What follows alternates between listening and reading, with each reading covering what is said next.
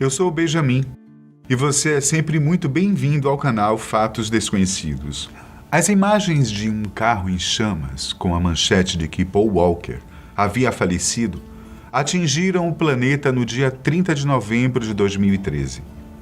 A tragédia aconteceu em uma rua bastante movimentada na cidade de Santa Clarita, estado da Califórnia, nos Estados Unidos. Paul deixava para trás sua esposa, uma filha chamada Middle, que na época tinha 15 anos, e toda a sua família e amigos. Sem contar os diversos fãs, principalmente aqueles que acompanhavam de perto a saga Velozes e Furiosos e que ficaram incrédulos com tudo o que tinha acontecido. Eu irei te explicar como a vida de um ator que ganhava cada vez mais espaço se acabou de forma tão trágica. Como foram seus últimos momentos e até a sua última conversa com sua mãe. Para isso, a gente vai ter que voltar no tempo para eu poder te explicar tudo isso. Paul Walker nasceu no dia 12 de setembro de 1973, na cidade de Glendale, na Califórnia. Desde criança, ele sempre teve um grande interesse por carros e altas velocidades. Um de seus avós corria em competições profissionais de automobilismo nos anos de 1960 e ajudou a transmitir essa paixão. Anos depois, quando já era um ator consolidado, Paul Walker começou a comprar carros para compor uma coleção particular. Entre os modelos está o icônico Nissan Skyline, que ficou famoso na série Velozes e Furiosos. Paul estreou nas telonas em 1986, no filme O Monstro do Armário, no qual ele interpretou um professor. Com o passar dos anos, ele foi ganhando mais destaque e tendo novas oportunidades, não só no cinema, como também na televisão. Ele participou de diversas séries, geralmente como ator convidado para 1 ou 2 episódios. Mas foi com a franquia Velozes e Furiosos que Paul Walker começou a finalmente ganhar um grande reconhecimento do público em geral. O primeiro filme foi lançado em 2001.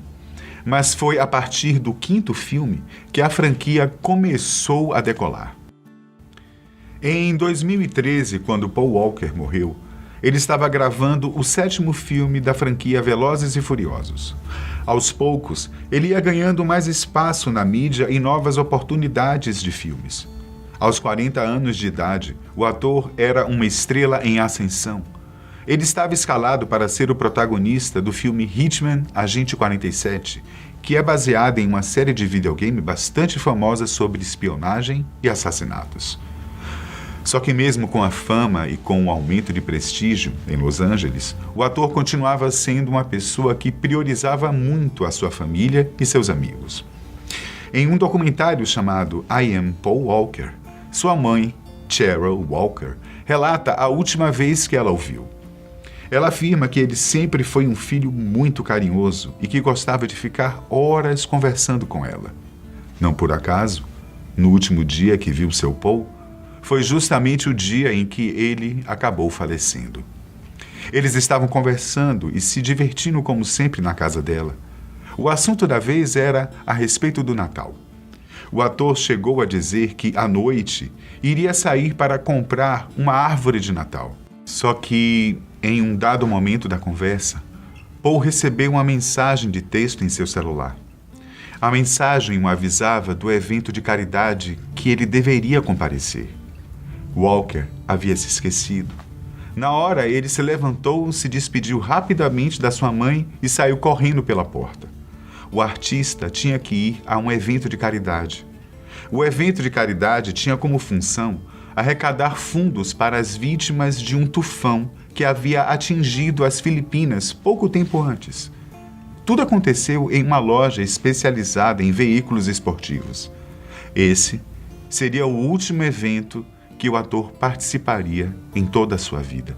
De acordo com uma reportagem da US Magazine, Walker estava muito feliz com o evento e sua proporção, já que havia sido ele o responsável por organizá-lo. Por meio de sua organização, ROW, sigla para Reach Out Worldwide. A organização havia sido criada após o terrível terremoto que atingiu o Haiti em 2010. Naquela época, o ator havia viajado para o país e visto toda a tragédia. Se sentindo tocado pela situação e querendo ajudar o máximo possível de pessoas em situações de extrema pobreza ou vítimas de desastres naturais, ele fundou a Row. No evento, eles conseguiram arrecadar dinheiro para ajudar as vítimas e também brinquedos para as crianças que perderam tudo com a tragédia. Obviamente que isso ajudou a fazer com que a morte de Paul Walker fosse mais dolorida. Ele havia acabado de ajudar milhares de pessoas. Na saída do evento de caridade, Paul sentou no banco de passageiros do seu amigo Roger Rodas. Ele estava dirigindo um carro esportivo vermelho. Aliás, você sabe quem era Roger Rodas. Roger Rodas era um grande amigo do ator.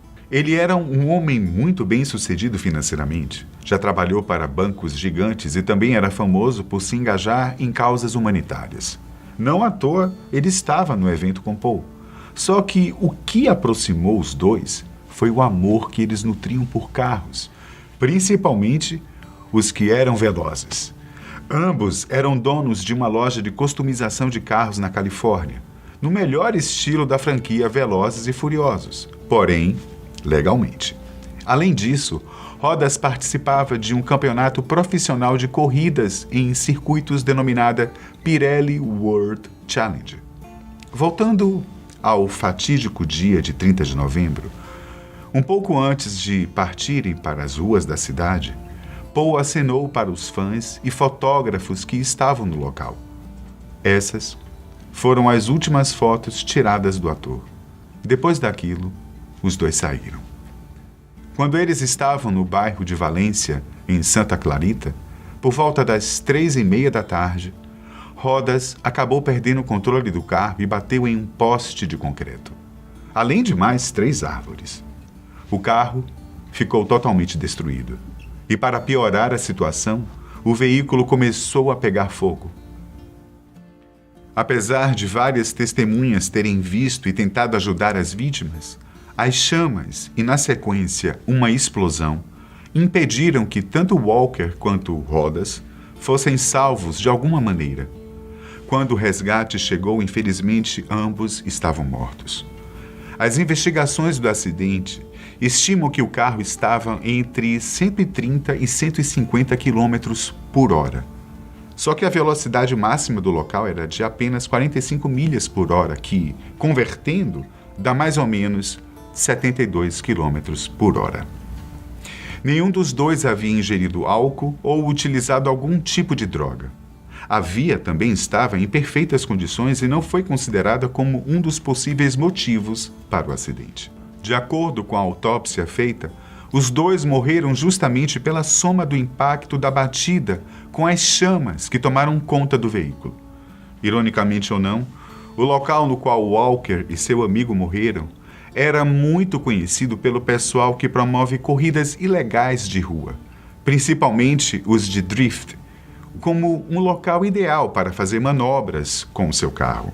Um fato interessante sobre a morte de Paul e seu amigo é que ambas as famílias processaram a fabricante do carro esportivo. As famílias alegaram que o veículo possuía falhas estruturais no seu projeto e que isso teria provocado a morte dos dois. A fabricante alegou que, na verdade, tinha ocorrido um erro do motorista e que ela não era responsável por nenhuma das mortes. Após a análise da perícia e de especialistas em acidentes, ficou comprovado que Roger Rodas realmente perdeu o controle do carro e sua alta velocidade, combinada com o local da batida, fizeram com que os amigos morressem, eximindo assim a culpa da fabricante. E se lembra que eu falei que ele estava gravando o 7º filme de Velozes e Furiosos, além de estar escalado para ser o protagonista de Hitman, Agente 47?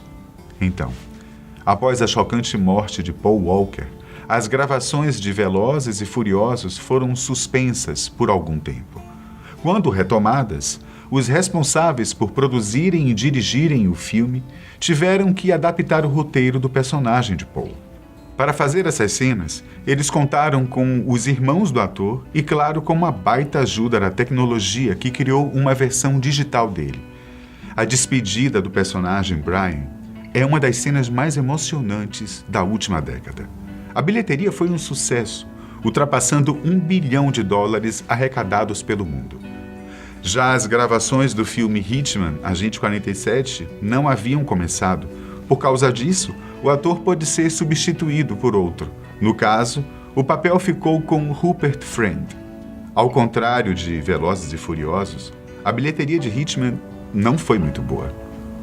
Várias homenagens foram feitas a Paul Walker e seu amigo Roger Rodas. A música See You Again, feita por Wiz Khalifa, para o filme Velozes e Furiosos como tributo ao ator e que contou com um clipe bastante emocionante, fez um sucesso enorme. A Row continua funcionando até hoje e leva adiante a ideia de Paul Walker em ajudar as pessoas. Um abraço e até o próximo vídeo.